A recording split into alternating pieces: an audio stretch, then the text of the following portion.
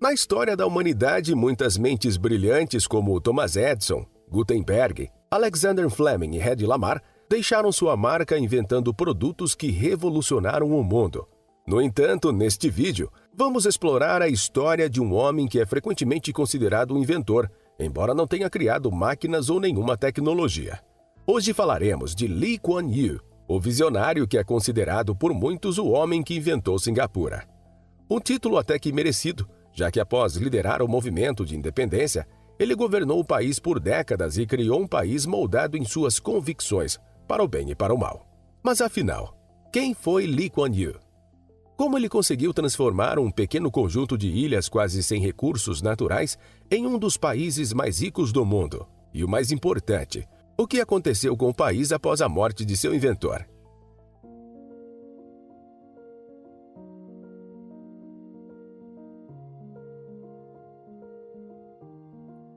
Singapura é uma cidade-estado estrategicamente localizada no Sudeste Asiático e muito conhecida por sua modernidade e prosperidade. Apesar de seu pequeno tamanho, com 64 ilhas e uma área de 719 quilômetros quadrados, a nação abriga uma população de aproximadamente 6 milhões e 700 mil habitantes. Surpreendentemente, Singapura consistentemente figura entre os países mais ricos do mundo em termos de PIB per capita. O cenário contemporâneo reflete a riqueza do país e é marcado por ícones arquitetônicos como o Hotel Marina Bay Sands, que possui mais de 2.000 quartos e um barco na cobertura que conecta as 3 torres. Além disso, o Gardens by the Bay apresenta gigantescas estruturas iluminadas que simbolizam árvores, conferindo à cidade um toque futurista e tecnológico. No entanto, essa modernidade e riqueza contrastam profundamente com a Singapura de 6 ou 7 décadas atrás. Dá uma olhada. Se Lee Kuan Yew merece o título de inventor de Singapura, o inglês Thomas Stanford Raffles merece no mínimo o título de projetista. Foi ele que, em 1819, enxergou na pequena e quase desabitada ilha uma posição estratégica para o estabelecimento de um ponto de comércio entre Ocidente e Oriente. Nesse período, as principais potências europeias estavam se expandindo e estabelecendo colônias por toda a Ásia e Singapura. Depois de uma disputa entre Países Baixos e Reino Unido, acabou se tornando colônia britânica.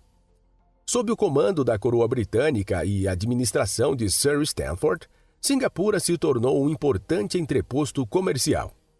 O administrador britânico organizou a ilha, aboliu a escravidão e criou um porto livre, o que significa que as condições no porto de Singapura seriam iguais para todas as embarcações, independente do país de origem. Essa mudança foi revolucionária, pois a prática mais comum na época era a de que o país dono de um porto cobrasse taxas muito altas de navios estrangeiros. Com essa e outras medidas, Singapura se tornou um dos portos mais importantes do mundo e passou a atrair milhares de imigrantes, principalmente chineses e indianos, que procuravam riqueza na ilha. Apesar do sucesso econômico, Singapura seguia sendo uma colônia, e como tal, a riqueza gerada servia para a manutenção do Império Britânico e a maior parte de sua população vivia em condições de pobreza. A condição de colônia durou mais de um século e só começou a melhorar com o surgimento de movimentos pró-independência, que tinha entre seus líderes o jovem Lee Kuan Yew, que, como veremos, conseguiu transformar o projeto de Sir Stanford Raffles em um invento com a sua cara. Como ele fez isso? Lee Kuan Yew nasceu em 16 de setembro de 1923 em Singapura, sendo membro de uma família de origem chinesa que havia se mudado para a ilha no século anterior. Graças à confortável situação financeira de sua família, Lee pôde estudar nos melhores colégios britânicos da ilha e ingressar na prestigiada Universidade de Cambridge, na Inglaterra. Após concluir os estudos em Direito, Lee retornou para Singapura em 1950 e começou a atuar como advogado de vários sindicatos. Daí, para a política foi um pulo, e em 1954, ele fundou o Partido da Ação Popular e se tornou o primeiro secretário-geral. Neste momento, Singapura continuava sendo uma colônia, e seu governador e deputados eram impostos pelo governo britânico. Somente no ano seguinte o povo pôde escolher uma parte dos membros da Assembleia, e Lee, que concorreu pelo seu recém-lançado partido, se elegeu deputado.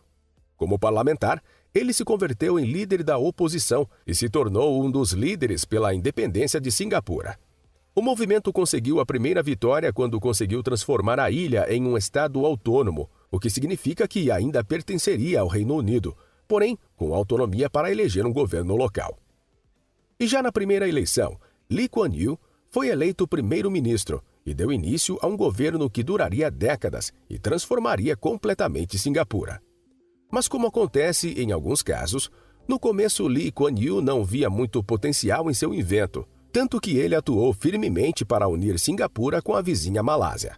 Ele mesmo declarou décadas mais tarde ao The New York Times que não enxergava em Singapura os elementos necessários para formar uma nação, como língua em comum, população homogênea e cultura comum. Depois de conseguir a independência total do Império Britânico e de converter Singapura em um estado da Malásia, as coisas não saíram como previsto, e apenas 2 anos depois, a União foi desfeita em 1965. Mesmo não acreditando que seu país pudesse sobreviver sendo totalmente independente, Lee Kuan Yew abriu sua caixa de ferramentas e começou a trabalhar duro.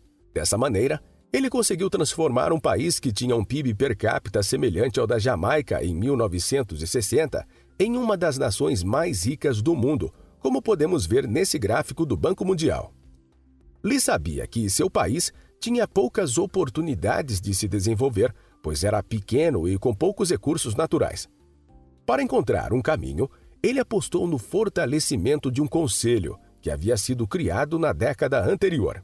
O Conselho de Desenvolvimento Econômico, conhecido pela sigla em inglês EDB, realizou vários estudos e apontou que o país deveria aproveitar sua posição geográfica estratégica, a mão de obra barata disponível e o porto existente para atrair indústrias. O plano foi colocado em prática e Singapura transformou uma área pantanosa em um grande distrito industrial, batizado de Jurong Industrial Estate. Com isso, o governo pôde oferecer terrenos para que empresas estrangeiras se instalassem no país, mas sabendo que isso era insuficiente, tomou outras medidas. A isenção fiscal para os primeiros anos de atividades foi uma delas e a desburocratização outra. A criação de um banco para oferecer empréstimos com taxas de juros mais baixas também serviu como mola propulsora, pois com crédito mais barato, muitas empresas investiram para aumentar a produção. Outro pilar importante do desenvolvimento foi a adoção de prática de livre mercado. Por decisão de Lee, enquanto países de terceiro mundo tomavam medidas isolacionistas, Singapura se abriu para o mundo e eliminou barreiras. Ainda hoje o país conserva essas características, tanto que ocupa o primeiro lugar no ranking de liberdade econômica. Todas essas medidas serviram para atrair empresas e reduzir o desemprego que beirava os 14% na década de 60, mas a longo prazo só elas não seriam suficientes. Por isso, Lee continuou atuando e transformando outras áreas. Um exemplo é a educação, que passou por uma mudança completa, com a adoção de um modelo linha dura e que inclui aulas até mesmo nos finais de semana. Por não ter um idioma próprio, a primeira língua dos colégios locais é o idioma inglês, e os estudantes podem escolher um segundo idioma, que geralmente é o chinês, por conta da grande população de origem chinesa que vive em Singapura. Com esse sistema, o país também ocupa as primeiras posições nos rankings de educação e possui muitos trabalhadores qualificados para atender à demanda das empresas. Lee Kuan Yew também atacou severamente a corrupção no país, um mal que atingiu a ilha por séculos.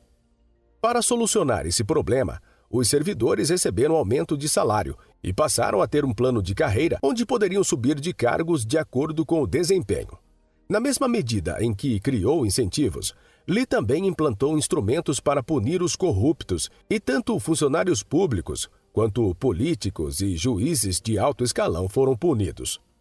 Algumas dessas medidas foram muito criticadas, porém, graças a elas, Singapura é o 4º país menos corrupto do mundo atualmente. A rigidez também foi aplicada no combate ao crime. Assim que ser pego com drogas ou portando uma arma ilegalmente pode render a pena máxima, que no caso de Singapura é o enforcamento. Essas medidas são suficientes para conhecermos uma das ferramentas que foi mais utilizada por Lee Kuan Yew no seu processo de invenção, o autoritarismo. As medidas controladoras interferem até em hábitos comuns dos cidadãos, como, por exemplo, mascar chiclete, algo expressamente proibido. Entre outras medidas que podem gerar multa ou até mesmo prisão, está jogar lixo no chão, tocar instrumentos musicais em público, deixar de dar descarga em banheiro público e comer dentro do metrô. Essas medidas, consideradas absurdas em praticamente todo o mundo, foram consideradas por Lee uma parte importante da transformação de Singapura. Ele mesmo escreveu em um de seus livros de memórias: "Eles riram de nós, mas eu estava confiante de que riríamos por último. Teríamos sido uma sociedade mais grosseira e mais rude se não tivéssemos feito esses esforços." Como podemos ver, Lee não descuidou de nenhum detalhe e, entre seus muitos esforços, solucionar o problema habitacional de Singapura foi um deles. Esse era um dos grandes problemas nacionais e muitos dos cidadãos viviam em guetos com condições insalubres. Assim como no campo econômico, ele instituiu um conselho para solucionar o assunto e, em apenas uma década, vários conjuntos habitacionais e dezenas de milhares de apartamentos foram construídos, resolvendo definitivamente o problema. Com bons resultados e a possibilidade de concorrer a quantos mandatos desejasse, é de se esperar que Lee se reelegesse várias vezes, como aconteceu. Porém, ele facilitou esse caminho mais uma vez utilizando o autoritarismo. A oposição foi praticamente eliminada e os meios de comunicação que não estivessem alinhados com o governo eram perseguidos.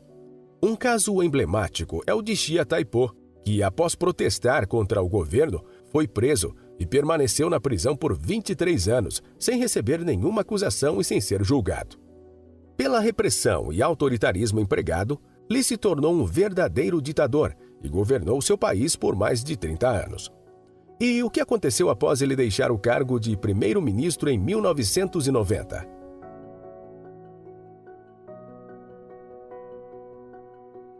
Deixar o cargo não significou aposentadoria, já que Lee ocupou outros cargos especialmente criados para ele. Primeiro como ministro mentor e depois como ministro sênior, ele continuou a colaborar e dar os toques finais à sua invenção.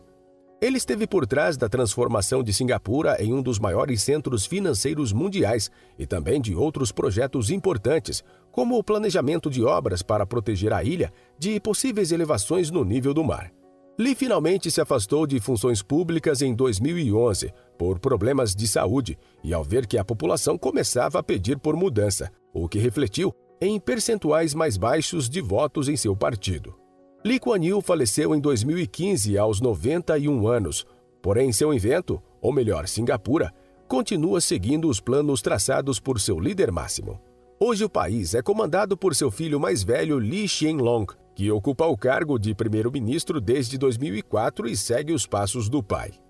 Se você gostou desse vídeo, tenho certeza que vai gostar desse, sobre como Singapura venceu a falta de água.